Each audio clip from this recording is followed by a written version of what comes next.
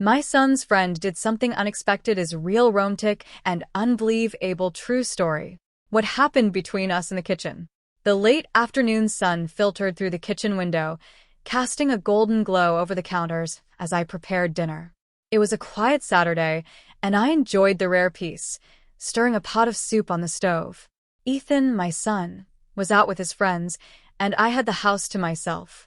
I was halfway through chopping vegetables when I heard the front door creak open. "Mom?" It wasn't Ethan's voice, but Ryan's, his best friend. I turned around, surprised to see him standing in the doorway of the kitchen. Ryan had been part of our lives for years, practically growing up in our home, but I hadn't seen him much since he and Ethan started college. He looked different, more mature, his once boyish features now defined. There was a new confidence in the way he stood that hadn't been there before. "Hey, Ryan. Ethan isn't here yet, but you're welcome to hang out and wait for him," I said, offering a smile. He hesitated at the doorway, his hands in his pockets, before finally stepping into the kitchen. "Actually, I was hoping to talk to you." My brow furrowed in curiosity. "Of course. Is everything okay?"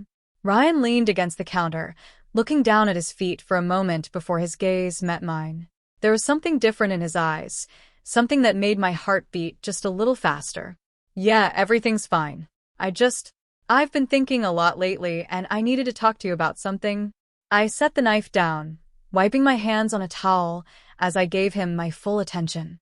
"What's on your mind?" For a moment, he seemed to struggle with his words, and I couldn't help but notice how close he was standing. It was unusual, the way the air seemed to thicken between us, like the kitchen itself had shrunk in size.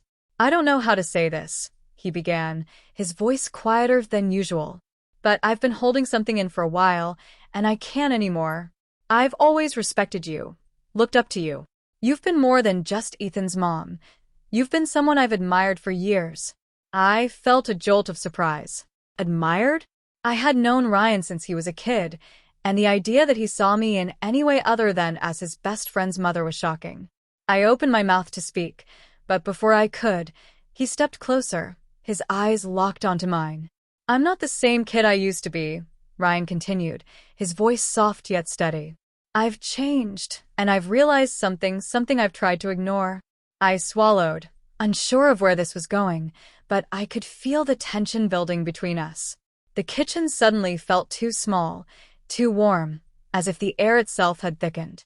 "I've been in love with you for a long time," Ryan confessed, his words hanging in the air like a weight. I stared at him, my heart racing in a way that both surprised and confused me. This was Ryan, my son's best friend, the boy who had spent countless nights under our roof, eating dinner with us, laughing with Ethan. And now he was standing in my kitchen, confessing feelings that I never saw coming. "Ryan," I began, but he stepped even closer, and the scent of his cologne filled the small space between us. "I know it's not fair to say this," he said, his voice raw with emotion. "But I couldn't keep pretending anymore. You're incredible, and I've admired you from afar for so long. You've always been strong, kind, and I've never met anyone like you." I felt my pulse quicken, the reality of the situation crashing down on me. I took a step back, trying to create some distance, but the kitchen felt too small, like there was no escaping the intensity of the moment. "Ryan, you're like family to me," I said, my voice shaky. This can't happen. You're Ethan's friend. This would hurt him." Ryan's eyes softened, and he nodded, but I could see the pain behind his gaze. "I know. I don't want to make things harder for you, and I don't want to hurt Ethan. But I had to tell you. I couldn't keep it to myself any longer." I took a deep breath, the weight of his words pressing on me. There was no denying that I was flattered, even touched, by what he had said.